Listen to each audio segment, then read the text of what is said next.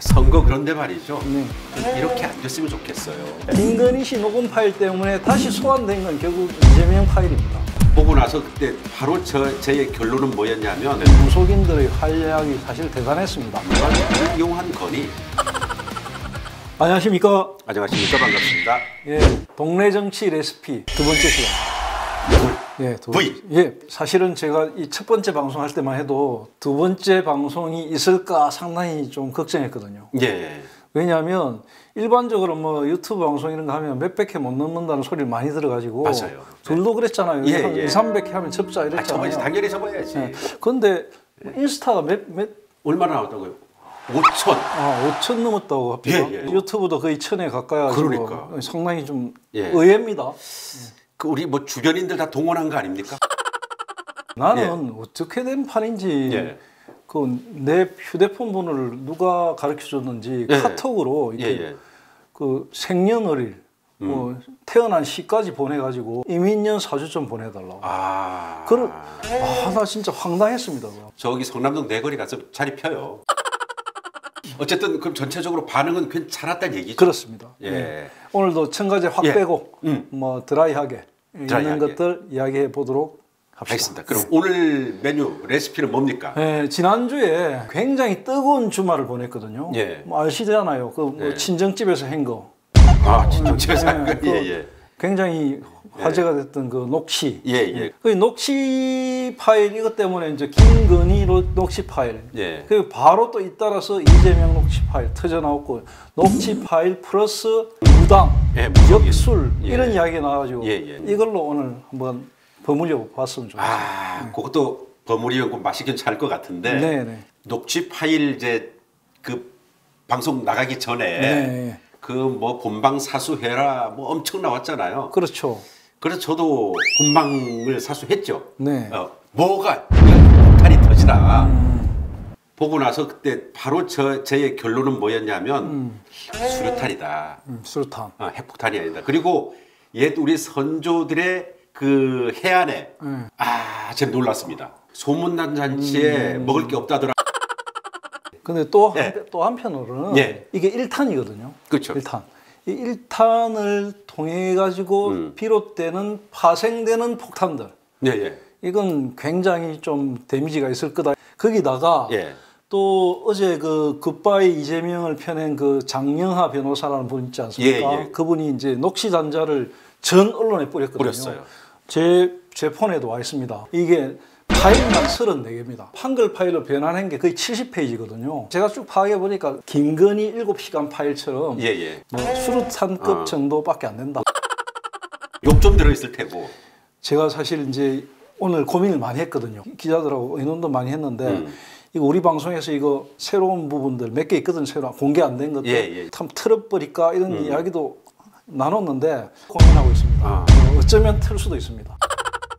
저건 어떻게 생각해요? 그 기자 입장에서 이제 김건희 씨 같은 경우에 서울의 소리 이명수 씨가 처음에 미끼를 던지고 접근을 해오고 취재 녹음을 해서 전화 녹음을 해서 저렇게 공개를 했단 말이에요. 취재 윤리 뭐 이런 것하고는 어떻게 보십니까? 뭐 여러 가지 이야기가 나오고 있죠, 사실. 네네. 근데 사실은 이제 이게 그 부분들이 지금 취재윤리로 이야기할 부분이 있는가 없는가 이런 부분에 대한 고민이 사실 많습니다. 그럼 50 몇 번이나 통화를 하고 7시간 통화할 정도면은 취재윤리 이야기할 단계는 넘어서지 않았나. 문제는 이제 누가 누구를 이용했나 이건데 이땡땡 기자가 김건희 씨를 이용한 건지 김건희 여사가 이땡땡 기자를 이용한 것인지 아직까지 조금 더 두고 봐야 할 것 그래 같습니다.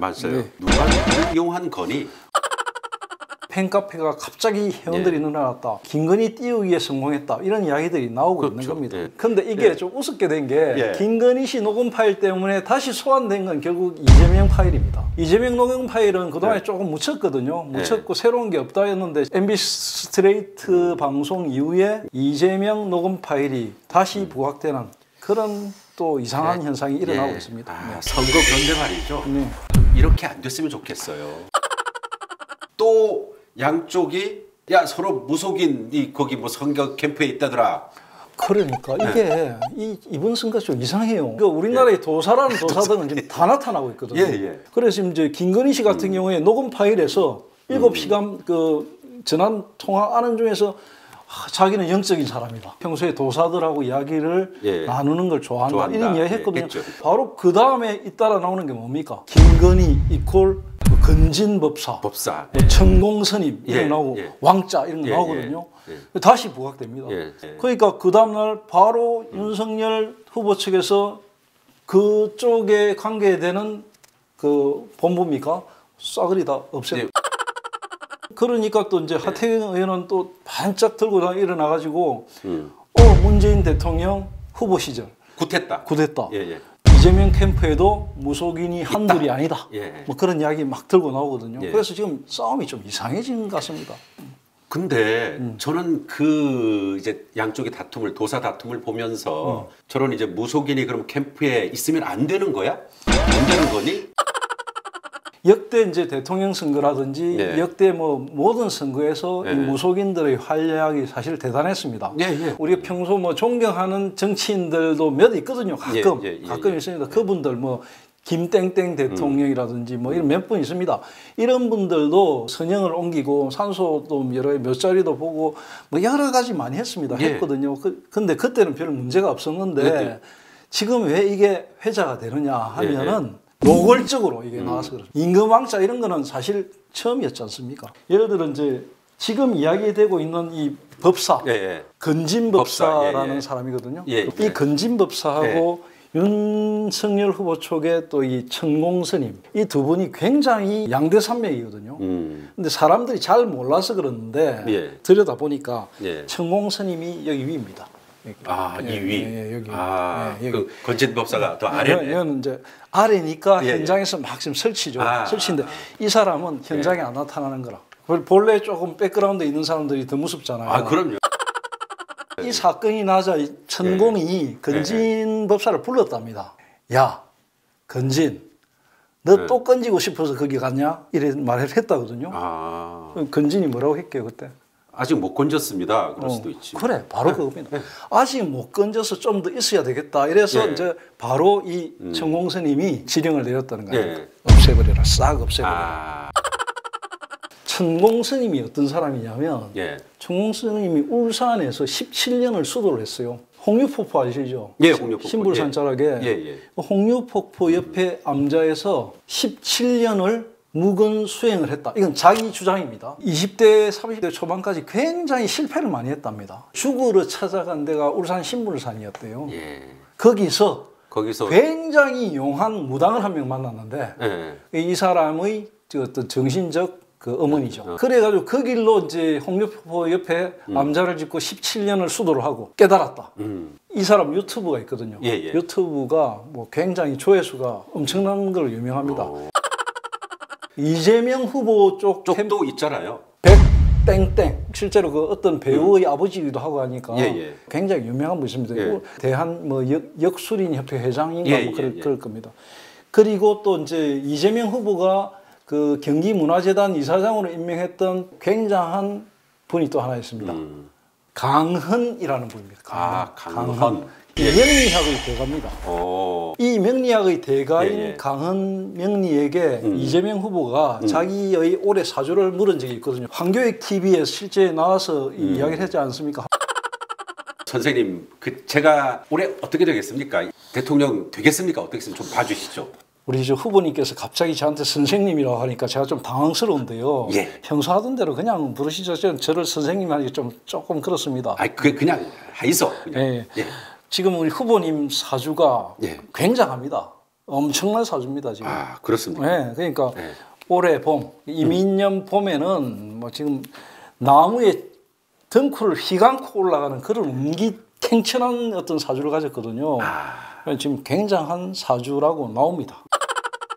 실제로 이재명 캠프에도 이제 사실 역술인들이 포진을 하고 있습니다. 이거는 사실 근데 어떤 선거든지 선대본부에는 역술인들을 비롯해 가지고 뭐 자칭 도사라는 사람들이 진을 치게 되어 있습니다. 아니 역대 선거에 대선이라 보면 다 역술인이다, 뭐 종교인들이 다 다 거기서 활동하고 했어요. 지금 선거가 50여일이 채 안 남았는데 이 상황에서도 역술이나 녹취 이런 게 회자될 정도로 선거가 굉장히 지금 이상한 쪽으로 흐르고 있다는 증거입니다. 예. 그래서 이 흐름을 빨리 바른 쪽으로 끌고 가야 된다. 이대로 계속 뭐 녹취나 뭐 역술, 뭐 무당 이런 쪽으로 계속 끌고 가서는 이 나라가 어떻게 되겠느냐 그걸 걱정하는 사람이 되게 많습니다. 그래서 저는 오늘 레시피는 불량식품들 좀 먹지 말자. 예. 이번 대선에 나온 후보들은 정말 이 유권자들이 건강하게 예. 힐링할 수 있는 그런 요리를 좀 만들어서 판을 좀 깔아달라. 예. 그러면 우리가 다음 시간에 그와 관련된 요리를 가지고 좀 신선하게 이야기를 많이 나누어 줄 수 있지 않을까 이런 생각을 지금 합니다. 근데 이제 우리의 바람은 그런데 네. 지금 현실 정치를 보면 그런 일은 없을 것 같아요. 근데 올해 예. 이제 우리 국은이 예. 굉장히 좋은 해거든요. 예, 예. 저는 뭐 그냥 일단 토론회가 시작되는 시점을 기준으로 해서 예. 이번 대선의 레시피 좀 건강한 요리로 이어지기를 희망합니다. 정말 그런 거니? 예. 예. 자, 진짜. 그럼 마치는 거니? 예, 마치겠습니다. 마치겠습니다. 감사합니다. 감사합니다.